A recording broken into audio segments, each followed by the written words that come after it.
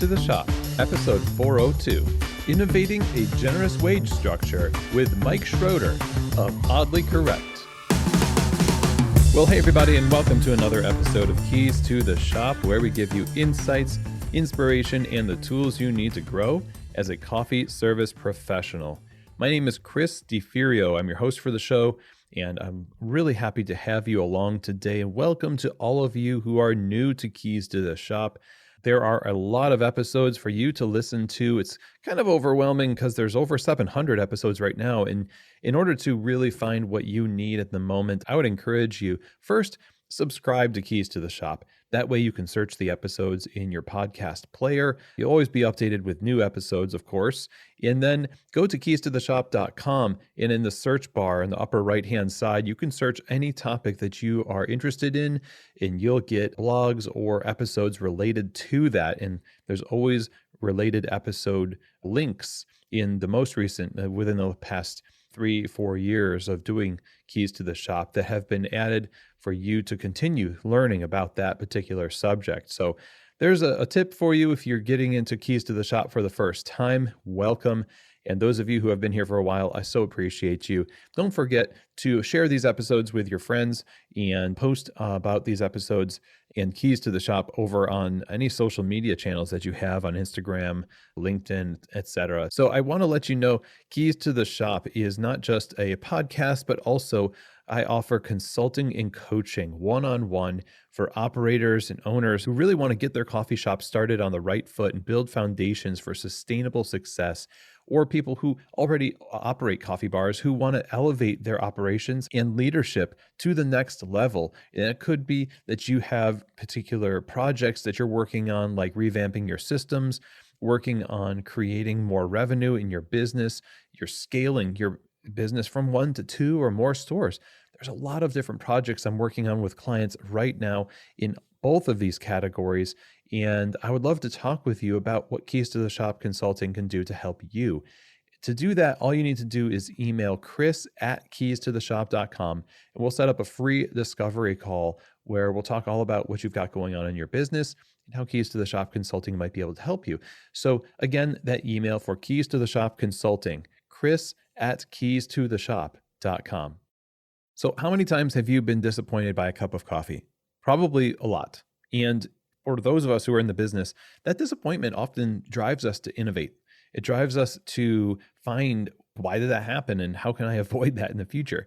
You don't want your customers necessarily to go through this with your coffee, but you know that in order to create more consistency at a higher level, you need to innovate. And that's exactly what the folks over at Voga Coffee did with the ground control Cyclops brewer. This brewer is the next level of batch brewing. The extraction technology allows you to tap into an incredible range of flavors in the coffee that other technology just could not tap into.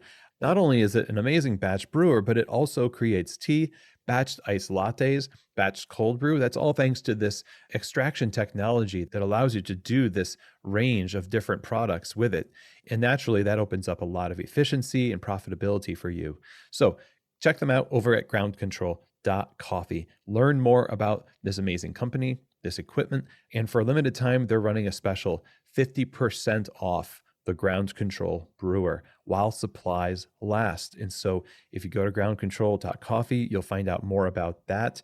Really cool and super generous. A great opportunity for you if you've been thinking about getting one of these brewers. Now is the time to do it. So if you're looking for high quality, versatility, efficiency, and profitability, getting a Ground Control Cyclops brewer is a great idea for your shop. Check them out over at groundcontrol.coffee. You can tell when a product is made for a particular group of people because it takes into account their needs and their feedback. And if that's the case, then you end up with a product that is going to perform very well according to the standards of that community. So that's why I love the Barista series from Pacific. The Barista series is a line of plant-based performance beverages that is designed for baristas and with a lot of feedback from baristas so that when you use it on bar, it actually performs very, very well and consistently. It stands up to the milk steaming process. It creates awesome texture for latte art. And most importantly, some would say, it actually is balanced in the beverage. So it's not an overwhelming flavor of that particular beverage. It works in harmony with your coffee. This is why people all over the world love the Barista series. To try it for yourself, get samples in your store. Check them out over at pacificfoodservice.com. And I really do think if you're looking for the best plant-based beverages to serve your guests, you need to be serving the Barista series from Pacific. Okay, everybody. Well, today we're going to be talking about a subject I think is very important. And we've talked about this on the show before in episodes regarding how to retain your staff. And one of the needs of your staff is fair compensation. Not just that, but they need to know that you're working on being generous and that you're paying what you can versus just what you can get away with. And there's a big difference in that mindset.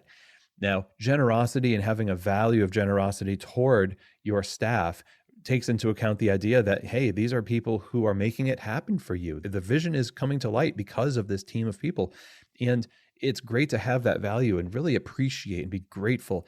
But it's even better to build a system and build a structure that makes good on that value and sees tangible results. And that's what's been done over at Oddly Correct, guaranteeing their staff a living wage. And to talk to us today about that is one of the owners of Oddly Correct, Mike Schroeder. Among other things, Mike Schroeder is a drummer who turned aerospace engineer and then coffee roaster and then business owner. And so Mike is brothers-in-law with Oddly Correct's founder, Gregory Kolsto, and he is Oddly's first employee from back in 2011 and is now being trusted to steer the ship at Oddly Correct. And over the course of time, since 2011, they've always had the idea that they want to create a business that not only cares for their needs, but also cares for the needs of people working in the business, not, having this kind of ambition to go beyond their means, but to create a holistic, caring environment that is operated with integrity. And so naturally, the conversation about compensation for staff is going to come up. And in order to go to the next level of serving their staff, Oddly decided to innovate a system that guaranteed a living wage where if tips didn't bring their baristas to that point, they would make up the difference themselves. Because the business of being a barista means some days you don't get this, some days you do get this, and it's great one day, it's not great the next. And that really does a number on your psyche. You don't know if you're going to have a great day or not. And there's a lot of competition for those shifts, right? That pay you a ton in tips. And this is something that really does impact service. It impacts the emotional health of the team, your culture, and it can have this snowball effect. But by guaranteeing this living wage and saying we're good for it to bring you up to that point and continually kind of revamp it so that it's always relevant to the time, that takes dedication. It takes time. And obviously, this is something that is going to have a positive impact on your staff. And we're going to get into the details of how this was created, how it works, and how you might be able to take this model and use it in your shop. So in this conversation with Mike, we'll talk about kind of the history of Oddly, the values and philosophies of the company, and then this topic of the wage structure and guaranteeing that living wage. I hope you really find inspiration from this and it motivates you to take steps to do similar things for your crew. So without anything else from me, let's get right to it. Here is my conversation about innovating a generous wage structure with Mike Schroeder of Oddly Correct. All right, Mike, welcome to Keys to the Shop. How are you doing today? Good. Thanks for reaching out and having me. Yeah, absolutely. I remember hearing about the wage structure at Oddly. I mean, of course, Oddly Correct has been a long-standing member of the specialty coffee community, 15 some odd years of being just a third wave coffee shop, if you will, or whatever we're calling it now. But basically, vanguard of progressive and high quality coffee. And so with that obviously comes, the expectation that there's going to be creativity and innovations around not just the coffee, but the process of, running a coffee shop and everything that goes with it. So I'm excited to dive into this topic. I think it's pretty inspirational, but I want to start a little bit with talking about the company itself. With that kind of history of being in operation for that long, I want to just talk about what the values were and are, goals and guiding values of Oddly Correct. Yeah, and maybe a little background too would be helpful, just like the start of the company and stuff like that. Gregory Kolsto, my brother-in-law, started it in 2008, basically as a reaction to places he had worked in the coffee industry that he felt like there was no room for the type of culture that he wanted. So eventually just decided like, well, I'll start my own company and try to create the kind of culture I want to see, which was centered around maybe a little more freedom, whimsy, not being so focused on the bottom line, and trying to preserve a quality of life for people working in specialty coffee at all levels, really, because a lot of times we will focus on hourly employees in the context that a lot of us are in, but I'm sure we all know plenty of managers and operations people and stuff like that who are just kind of crushing themselves with work. Right. And that that's just kind of part of our culture in America too. So that's kind of what he was pushing against when he decided to start his own company back in 2008. And so for about 3 years it was just him roasting on a little 2-kilo Ambex roaster, delivering stuff in mason jars to people's houses. I think he had a couple small like wholesale accounts. And then I came in 2011 as he was deciding to open his doors to the space he was in.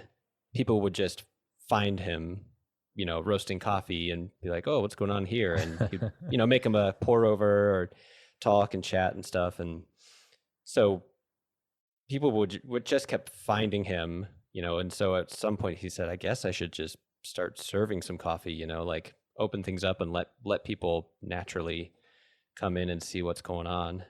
So in 2011, when that happened, we just had this little front of our roasting / printing space. We print all our own bags and stuff too. That's part of what has been central to what we do. Gregory is an artist by trade and education. So all of our bags are like letterpress printed. So in our space where we were roasting the coffee, printing the bags, filling, orders and stuff like that, we just had maybe like space for 10 people to come in, and like all we had was V60s, Chemexes, like 10 scones from, a local bakery, and bags of coffee on the shelf. And, at that time, it was just me and Gregory. We were thrilled to like sell, 10 cups of coffee and like 8 bags for a day. Right. We had this paper, literally like just a paper ledger, an empty bound book where we would just write the date and we'd have hash marks for how many cups did we sell, how many bags did we sell. And I was coming from a spot where I had been working in specialty coffee for a couple years for a company trying to open, kind of like build a franchise idea and have someone, show interest in it and buy the idea, and turn it into something bigger. And they started that in 2008, right as the economy was tanking. So it was a pretty difficult situation, and very much focused on like, how attractive can we make the shell of this thing? Right. Like all the money was sort of put into like the building up of it, as opposed to it being a economically feasible model, So we were roasting our own coffee there, like, and it was great coffee, but we would run into times where, I would be frustrated as a roaster or as like an operator, that we had like a $12,000 bike rack, but we were having trouble paying for our green coffee, Right. And so at that time, I had met Gregory through my wife, so Gregory and I are brothers-in-law. We're married to sisters. So I had met Gregory and seen what he was doing out here, which was very focused on like things are really simple, even, gritty and unpolished, but the quality of the core focus is really high, so like the coffee was really great, and that was all he was really concerned about, was like keeping these central ideas really at the forefront of his mind. How good is the coffee, and am I creating an environment for myself that I want to be in? So for me, that was really attractive. So eventually in 2011, I came out, like, checked things out a couple times in Kansas City, really loved it out here. So we moved out in the fall of 2011.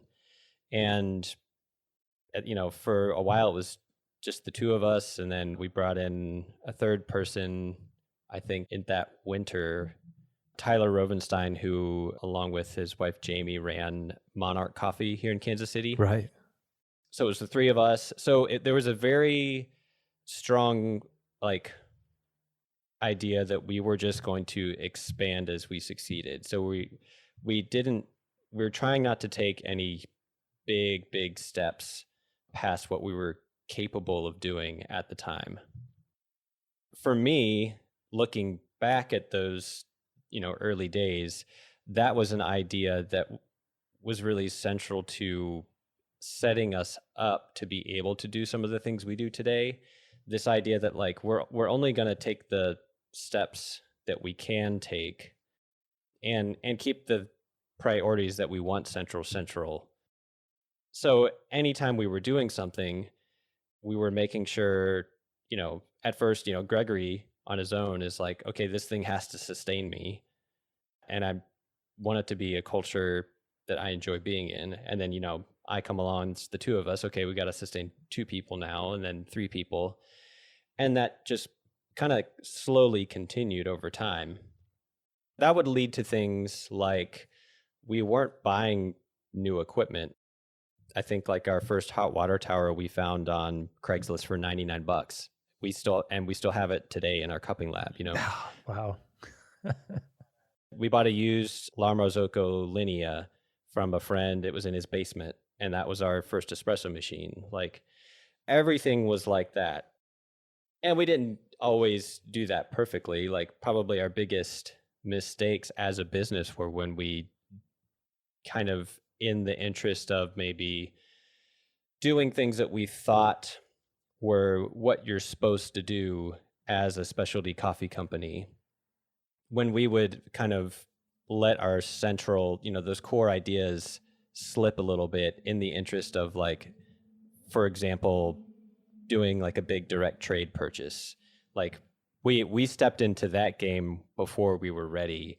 And like, that was kind of one of our biggest challenges, to sort of like reel ourselves back in financially from, stuff like that, to then get to a spot we are today where we could continue to follow those core ideas that we were committed to.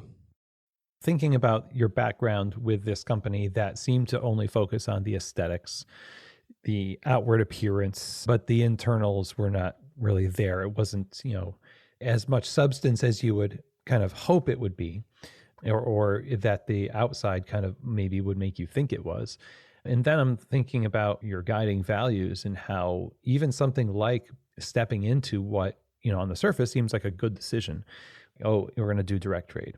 This is something people are doing. It's, but if it's too soon, then it might fall into that similar category. Whereas it wasn't the right time, it becomes more aesthetic than practical. It's not sustainable for you. Therefore, it's not as good as it appears to be. And so I find that really interesting. And I want to understand how you crystallized those values along the way, because at first it's let's sustain ourselves.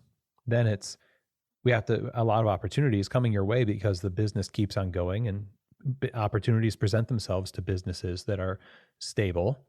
So now when you're having to weigh these decisions, what are the conversations? Is it as simple as, will this sustain us, or is there more to it?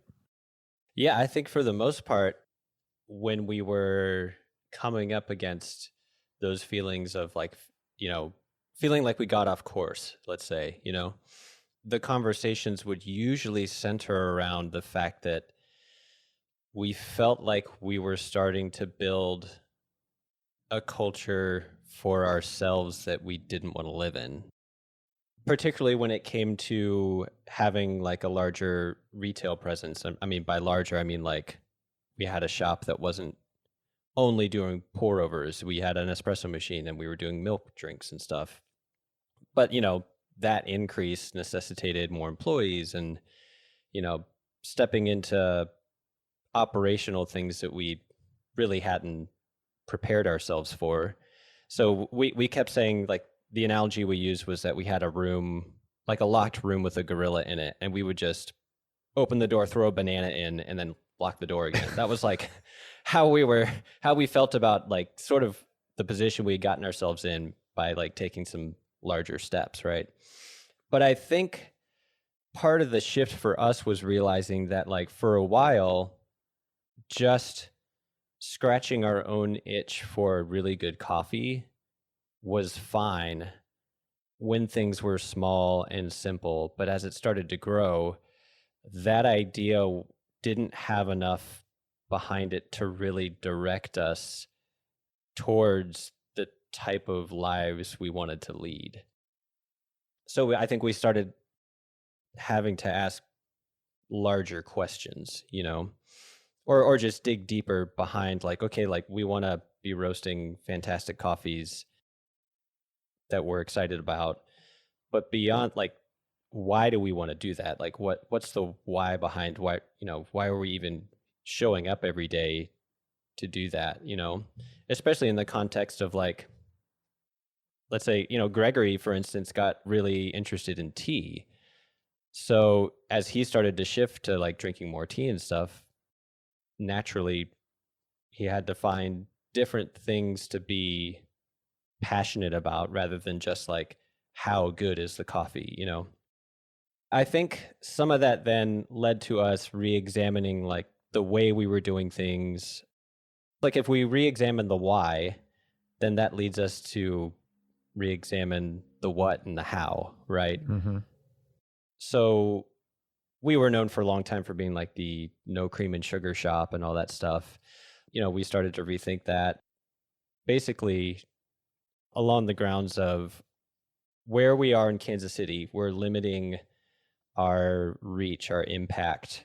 Even if our goal is to introduce people to like really great coffees, there's only so many people who are going to like climb over the fences that we've built for ourselves, not serving cream and sugar, not having any flavored lattes and stuff like that, being seen as these, kind of elitist people, coffee people, even though that was never like our mindset. We just were really into coffees that didn't need any cream or sugar.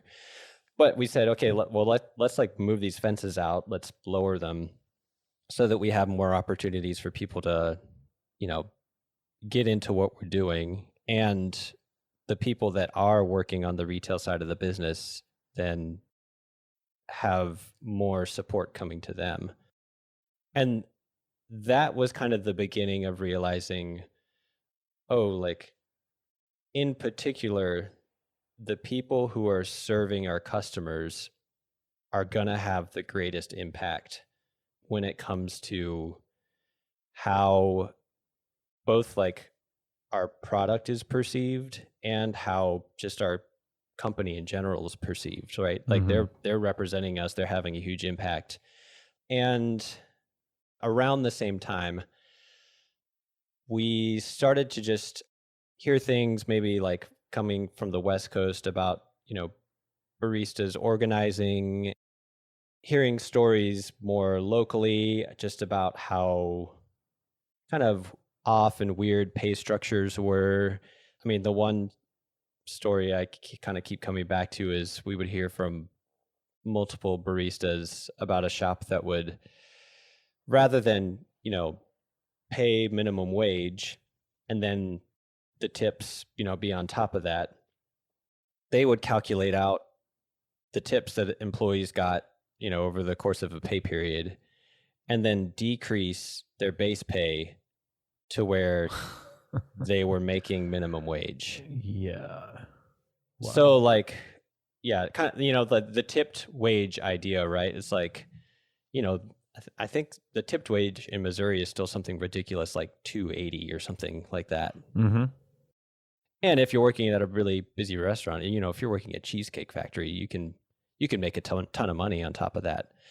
But the tipping mindset isn't so present in the coffee world, Right. We're always talking about, the mindset of paying what you can versus what you can get away with. Right. Yeah. And for a lot of people, I think they struggle to see the value that someone making a beverage for them provides, maybe because there is such a culture of like drive through, make sure it's fast, make sure I get it as quick as possible and that it's easy.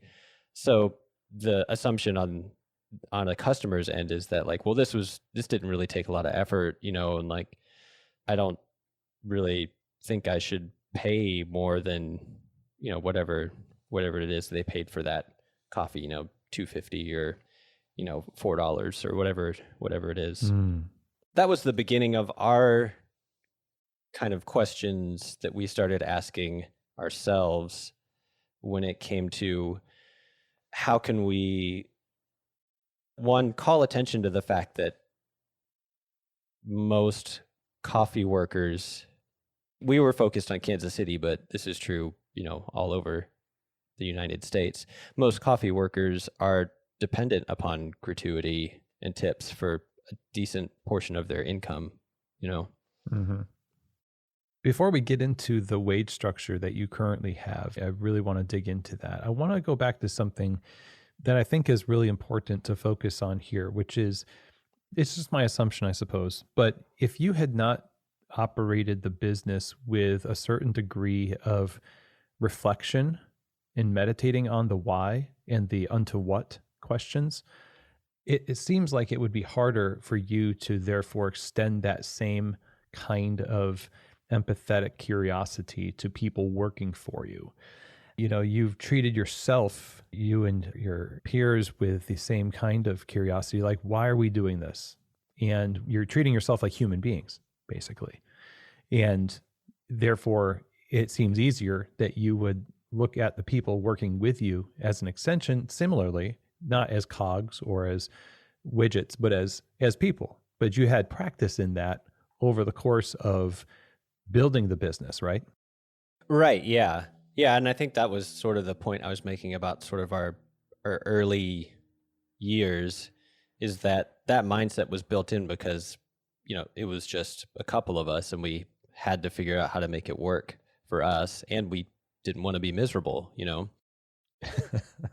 And on our best days, when we could keep that in mind, and extend that out to every other person that's working there, rather than be so focused on what we're doing, for example, making a big direct trade purchase, so that we could say like, oh, we do direct trade, blah, blah, blah. But when we could stay focused on the idea that we want every person who's working at Oddly Correct to have that feeling of like, oh, my everyday thing is really great. I get to come to this place and spend my time here. And like I do things that are difficult or like that require my energy, but I feel good about why I'm here and like what I'm working toward, Yeah, that's awesome. And so now let's kind of focus in on this idea of adjusting this thing that really, for a lot of people, we try to dance around it. Like I said, a lot of times it's like, how little can we pay people? But then we can incentivize them with like health club membership discounts and, the classic pizza parties and whatnots, right? But that's like avoiding the main question, because it feels like for a lot of people, that analogy you used, like wage, feels like the gorilla in the room. And like when somebody brings it up at a staff meeting, they're like, oh, excellent question. But inside they're dying. They just don't have the answer to it. So rather than like dig into it, we just simply don't address it and hope that, the natural turnover of staff will alleviate us from having to innovate. I'm not saying that everyone's trying to purposefully avoid this. A lot of people are just trying to keep their businesses open. Right. So talk to us a little bit about how you went from, those philosophies that you've created to applying it to wage and how it came to be in the structure that it is. It started with that idea that someone was paying people only what they needed to where their tips and their base pay reached minimum wage, right? That made me think about, well, what if we just flip that on its head? Instead of tips being this thing that is kind of leveraged by an employer to not have to pay an employee as much, what if we made tips like a tool that we can use to buoy the wages of our employees? And it took a lot of, kind of careful examination of where we were as a business. What were our people making right now? What kind of tips were they getting? But we basically just thought, okay, well, let's just have a guaranteed wage and say that if for some reason someone's tips don't bring them to that point, we'll guarantee that we'll make up the difference. Treating ourselves as the safety net, like taking out the uncertainty that can come with working a job where a large portion of your pay is gratuity and dependent on, what customers come in and how they're feeling and all that stuff. And it took a lot of research too. We put out a survey to all the Kansas City baristas and got a lot of information about, in general, what was going on in our industry, in our particular community, and then did research too about what is like a good, fair wage, like a livable wage. There's a tool that MIT put out a few years back that we just stumbled upon when we were doing research. But basically you can enter in your zip code and it calculates in the cost of living, for a particular person, whether they're single, the dual income, 1 to 3 kids, whatever, and what a living wage is for that person based upon where they are, and their life circumstances. So we use that to find like a number that we could apply and say, okay, well, like we don't want people making less than this amount. Going as far too to realize that for the most part, a barista isn't always working all the way to 40 hours a week. In general, like our full-time people would be like, 30, 35, something like that. So we're even taking into account, if someone's going to be working 35 hours a week and that's full time for them, we don't want to just assume like, oh, okay, well, we can pay them, $16 an hour and just assume that they're going to work 40 hours. We, made that extra calculation to make sure that people were having like a work-life balance that seemed good for them too. And so we came up with this $18 an hour number back in 2019 and just said like, hey, we're going to guarantee this. If your tips ever don't bring you above this number, we're going to make up the difference, and kind of just committed to it. We knew that from what we'd looked at, it wasn't a huge leap. Like we knew that people were tipping pretty well, I think just based upon the fact that we were a very, quality focused shop and had a particular set of customers who appreciated quality product and like a quality experience. And so it wasn't a huge leap for us to think like, okay, we could do this. It was a little bit of maybe just having faith that that would continue to grow, Okay. Did you have to raise prices in order to, you have to have projected that based on how many times in your research you saw that wages did dip below that mark where you would be committing to pay out that amount reasonably expecting, in 2019, we're going to pay out this amount based on what 2018 showed us, for example. Did you just have the money to do that you were going to put towards it? Or did you have to shift things around operationally in order to make that commitment in good conscience that you could follow through with it?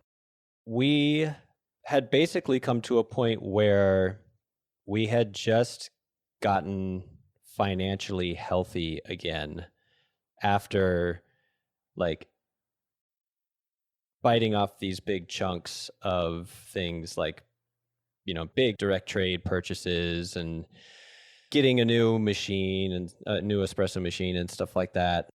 But like that was sort of the work that I had done for the past, year and a half or so leading up to that, was like just chipping down all of our debt. So we were at a point where, looking at our financials, we were debt free. We don't have any investors. So no one's breathing down our necks to dish out a certain amount of profit to them. So it was just a realization that we've got the resources to do this. And if we've got the funds and the breathing room, we should put it into the thing that's providing the greatest impact. And we had just seen that it was our people who were doing that, Whereas a lot of people would and do open more stores, take on a lot more debt to expand, with the carrot in front of them, which says, when you get this stable, then we'll reinvest. But then there's another project, and there's another project or expense, et cetera. It seems to never really happen. Right. Yeah, the expenses never end. That's, that's just something you learn. But yeah, we decided, and that this was pretty core early on too, but we never wanted to just pursue more, we wanted to pursue better. We wanted to pursue like a depth of experience and a quality and richness of what was going on with what we had, but never just like growth for growth's sake. For us, as far as like more stores and stuff like that was never attractive to us. Like I said, like to us, that was like, oh, you mean you want us to have another gorilla that we have to throw bananas at? Like, right.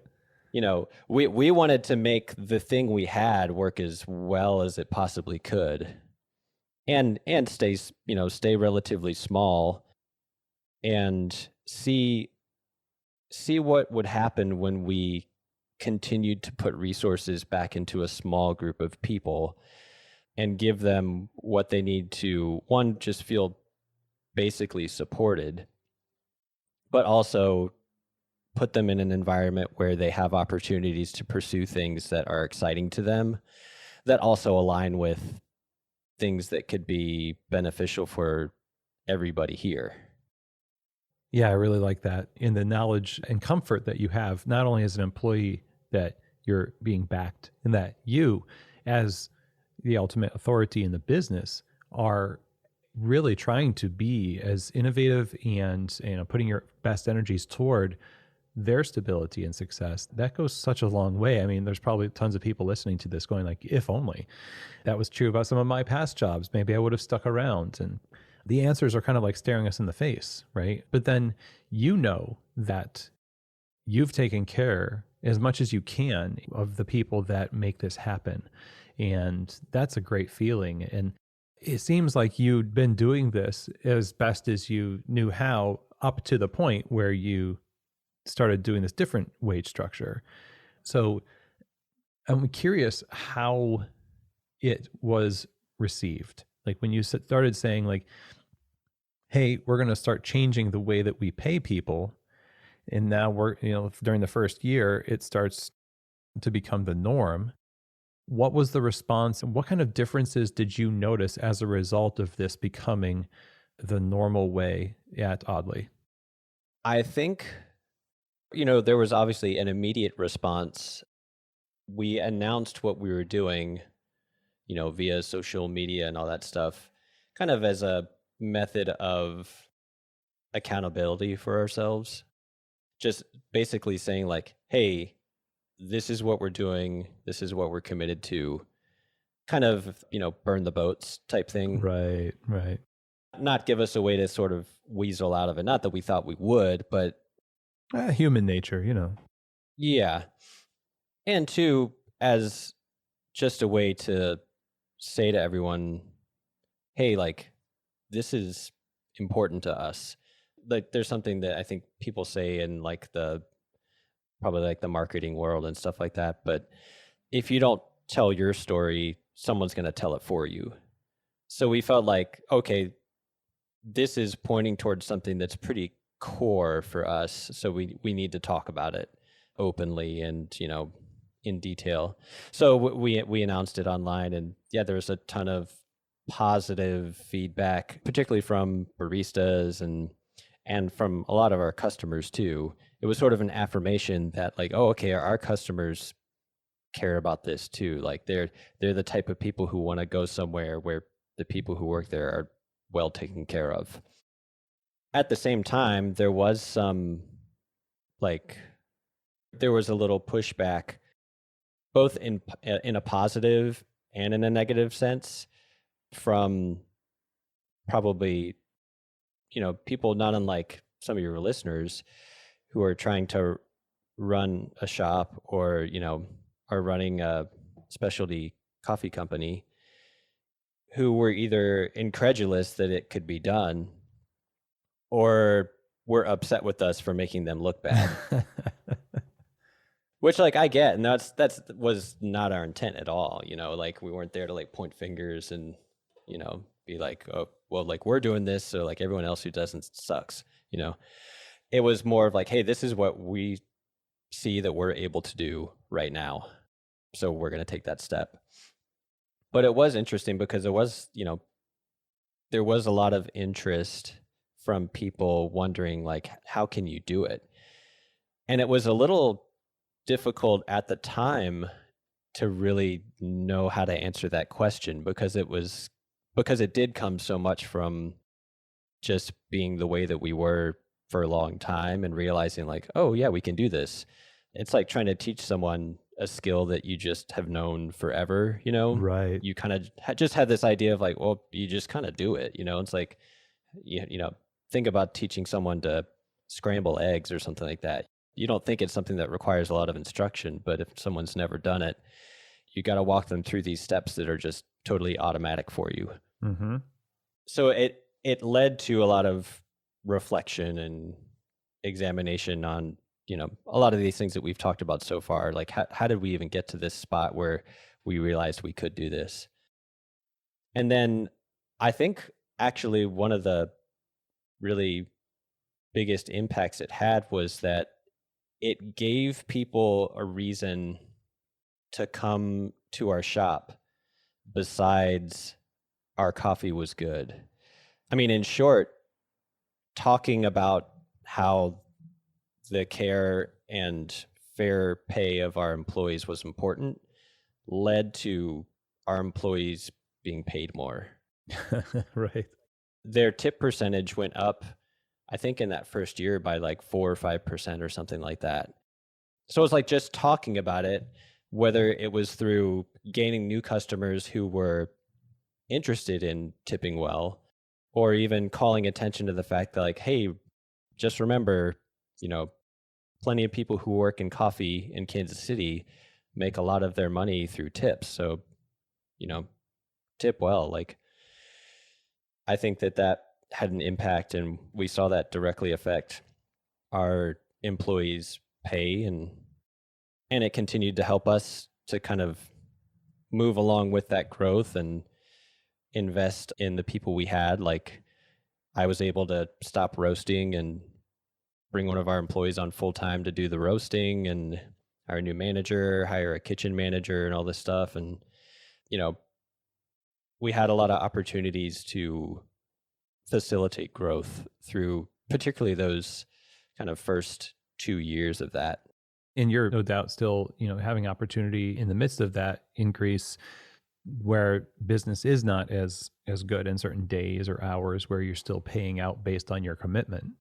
Yeah, for sure. And again, like, I think just by talking about it, we've put ourselves in a position where that's pretty rare actually now, which then has us thinking about, okay, what can we do to give people who work at Oddly opportunities to pursue new things and then, pay them a flat living wage for it. They're not even worried about tips, Right. whether that's like recipe development or, taking on cold brew brewing and stuff like that. We're about to bring on a roasting apprentice, and all paid just a flat $20 an hour. So that's more now what I'm most interested in is how can we provide these pathways for people who are here for their own growth into other areas that keep them excited and let them use particular skills and interests they have to have an impact here.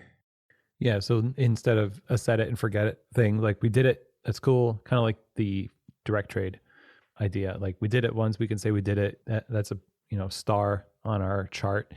It's more of a lifestyle that you've dedicated yourself to and have been living, which is to innovate ways to benefit those around you. So it's less about like how can the company benefit. It's more like what I hear you saying is let's continue to get creative. This is like who we are, and let's just create these opportunities for others that helps them have the quality of life that we want for ourselves. So we're all in this together. It strikes me as similar to when in the early 2000s people were like inventing new ways of doing espresso. I remember when like the bottomless portafilter was like quote unquote invented, and people were sharing it all over the Usenet forums and whatever else we had back then. But it was an exciting time because people were trying to figure out ways to make better coffee. And that's an accepted mode of communicating innovation where I don't think people are just like, hey man, you're like making me look bad by having this portafilter that looks like this versus mine that looks like this. If only we were as competitive and communicative about the ways we're innovating to better the lives of our staff. Right. Yeah. And that's something too that plays into how it's even possible for us, right? Because we would say that it's not wrong to have like the latest gear or the nicest machine or like a really slick bar layout or like, super nice cafe built out, brand new and whatever, delivery vehicles with your logo on them, like all that stuff. Like there's nothing inherently wrong with that stuff. But we said to ourselves, we're never going to put that first, like there may be a day where that stuff comes. And like we did move and we were kind of at a point where we were really forced to find a new location, but it necessitated, building out a new cafe and all this stuff. And we're lucky to have a landlord who helped a lot with that. But those types of things were never first for us, like keeping that idea as like, we want people to want to be here. That was more important to us than like, did they have a, particular brew method, or were they using a particular espresso machine, or did we have a $45 per pound geisha on the bar all the time, like that stuff. Yeah. It's not like we've never done those things, but they were always lower on the priority list. Yeah. And it feels like that would be if all cafes tomorrow decided that that's the way that they would pursue things, that we'd see such a seismic shift in the longevity of cafes, of employment, consistency and delivery of excellence across the counter for all of the symptomatic issues, the issues that are symptomatic of something deeper in retail coffee. It can all boil down to healthy relationships within the employer-employee relationship, management, leadership, and all that. I'm curious about the application of this as we talk about the idea that I hope that people are inspired by this example. Do you think anyone can employ this structure? I want to say yes. I think it necessitates being an owner operator that is actually an operator, I don't think that you can be pulling resources from the revenue of your company and employing this type of structure without putting in a significant amount of just sweat equity yourself, and not just like early on getting it started. I mean, I like being here, active, working on the things that you can have an impact on. So, that could mean something different for any, coffee shop owner, but I don't think you can be taking profits without putting value back in. And to me, that's just something that like, I just don't know if I would ever be at a spot to do that. If that's somebody's goal, then whatever, like, but that just doesn't make sense to me. And I don't think that you can adequately approach a system to pay employees fairly without being a contributing member of your own team. So, I mean, that's one big caveat. So, like, Why is that, though?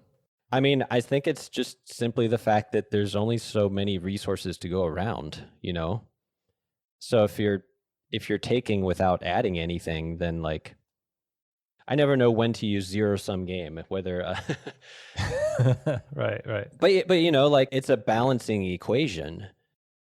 It's like, it's almost like conservation of mass or something. Like, energy and mass in has to equal energy and mass out. If you're taking out without putting in, then it's got to come from somewhere. If you think of basically what you're doing when you pay your employees, you're asking them to turn their effort into revenue. Mm-hmm. And then I don't think it's possible to continue to increase what's heading out to them and just receive without pouring back in yourself.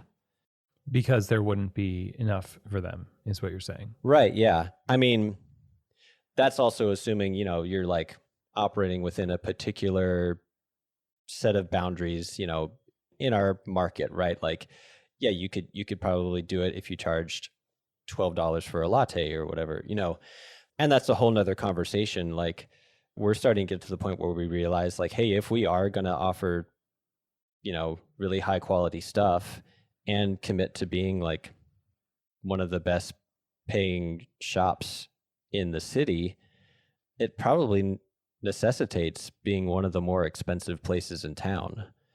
We've been fighting against that every way we can, but even with both Gregory and I, the two owners, actively working here, full time, we see that it continues to be a challenge to figure out how do we, keep our products accessible to people and stay committed to the things that we're committed to that do require more financial output, Mm-hmm. So it's a matter of you as the operator and owner are tasked with making sure that there's enough resource to be directed to the people. And if you're going to take on something like this, it has to be a priority to, even if it means you taking less so that they're taken care of, that's something that you have to have on the table.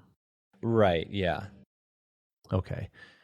Now, what I would love to know is if I wanted to start taking the steps similar to yourselves to start employing this wage structure in my coffee shop or across my coffee shops, what are the first steps that we need to take in order to, get the right kind of information and not just kind of rush this into existence, but do it in a way that is going to be sustainable where, we don't end up with like buyer's remorse as a result of it. Like, I tried that thing, it didn't work out. I mean, first step is to get a clear picture of where you're at financially and really know what your people are currently making, how much are they working, what do they actually need to make to be not only taken care of in a, real, just basic need sense, but then also to feel like the way that they're spending their time by, working at your shop is worthwhile for them. And I mean, it's just a fact that since employing this type of structure for us and being vocal about it, we have had very little turnover. And anytime we do need to hire, we have plenty of people interested in working here. So those investments are going to pay off. That's kind of a side note. But yeah, have a clear picture of where things are at right now. What will it take to get to where I want them to be for my employees?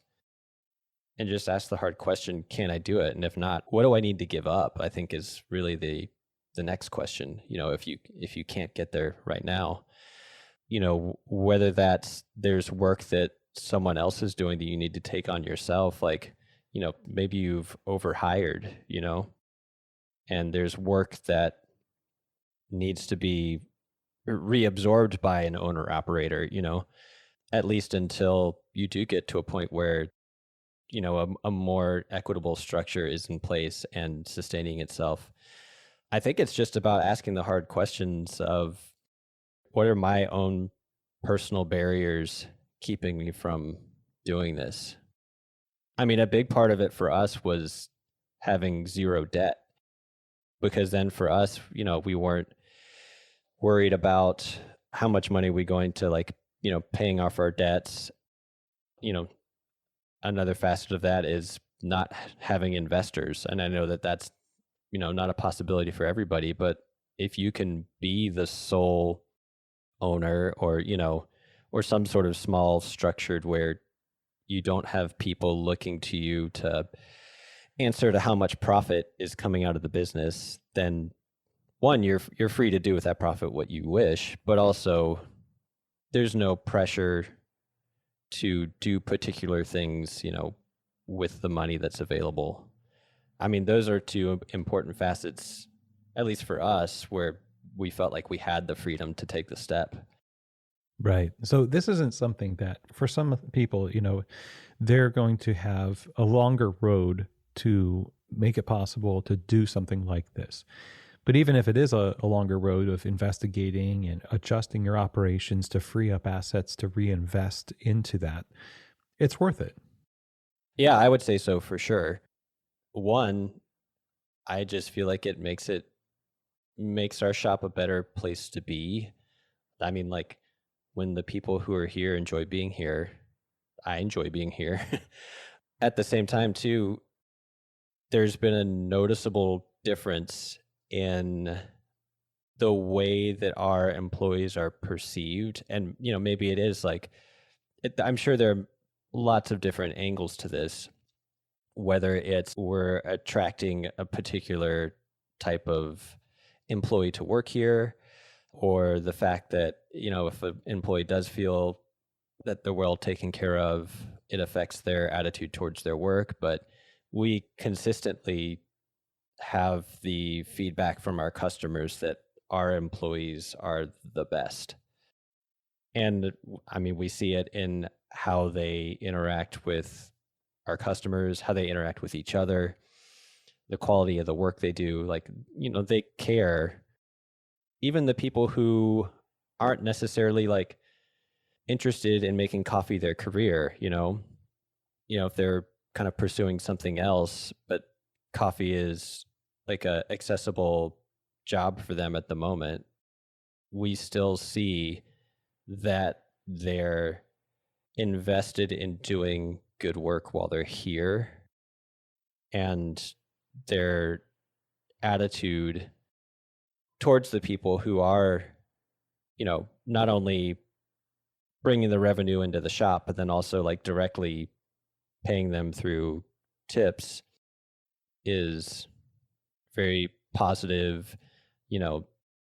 I think there was a string of a couple years where it was kind of cool as a barista to really kind of talk down about customers,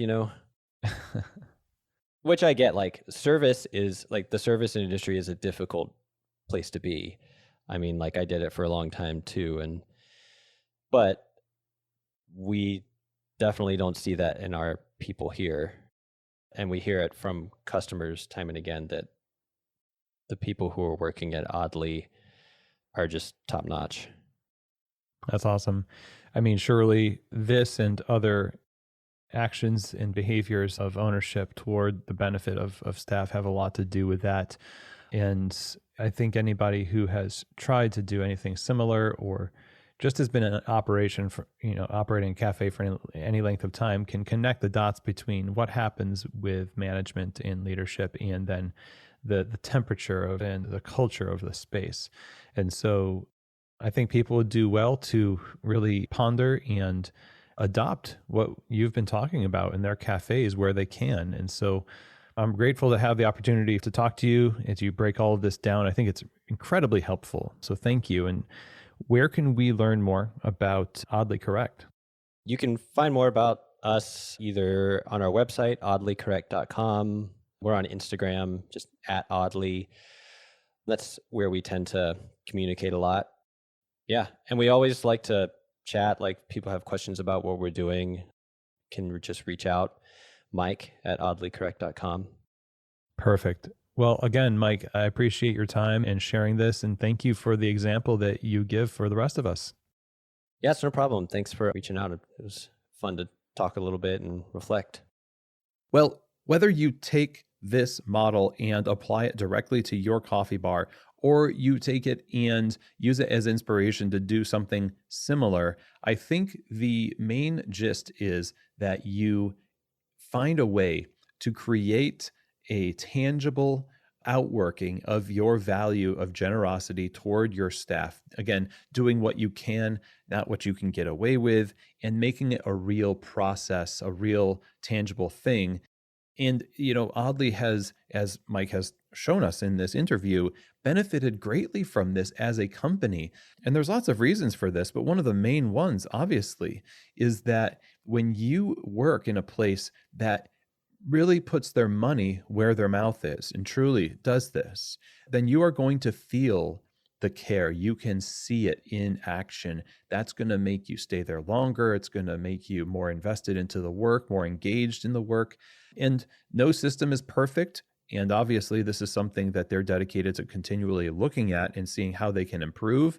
But let's move in the direction of creating something similar for our staff. So in uncertain times, when we want to be certain about the people who are working in our businesses, we can provide that stability that will give not only them peace of mind, but also give us peace of mind at the same time. So feels like a win-win to me. And I really appreciate Mike and the team there at Oddly, what they're doing through their example with this wage structure. And huge thank you to Mike for joining me on the show. If you're interested in learning more about Oddly Correct, all you have to do is go to their website, oddlycorrect.com, and then you can visit them on their Instagram account, which is simply at Oddly.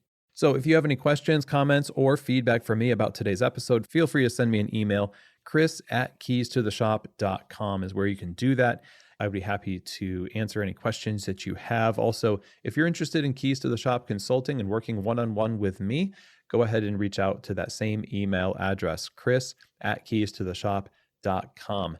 And I would also mention to you all that there are going to be links in the show notes to similar episodes like this and outside articles written about what Oddly has done, interviews about that. So go ahead and check out the show notes. As always, there's a lot of links to help you continue this conversation past this interview over on the show notes of these episodes. So, one of the things that you need to do in order to break free from maybe tunnel vision and having blinders on to things that are going on in the industry that actually would help you with your operations is get out into community and to go into a place where there's a lot of resources from different people's coffee shops and careers. Great place to do that would be Coffee Fest. Coffee Fest is a 30-year-old trade show and educational community providing you with these equipping lectures, trainings, workshops, panel discussions, trade show floor to interact with amazing vendors, and competitions like latte art and just the great community you get when you get together with like-minded professionals, all hoping to create a better and better version of their coffee retail establishment. And that's the community that Coffee Fest is designed to serve and resource through these events. Check them out at coffeefest.com to find out about upcoming shows in Louisville, Anaheim, California, and Orlando this year. Get 50% off your registration when you use the code KEYS, K-E-Y-S. That gives 50% off your registration when you sign up yourself and your team for Coffee Fest. I will be there at all the shows, and I hope to see you there too. Again, check them out at coffeefest.com. And with that, that is the end of our show today, everybody. Thank you so much for taking the time to listen, for sharing these episodes, for being a fan of the show. I so appreciate everybody tuning in all these past 6 years, going on 7 at the end of 2023. It's been really fun, really awesome. We're just getting started. So thanks for coming along for the ride. Have an amazing day. And as always, I hope that this episode has truly given you keys to the shop.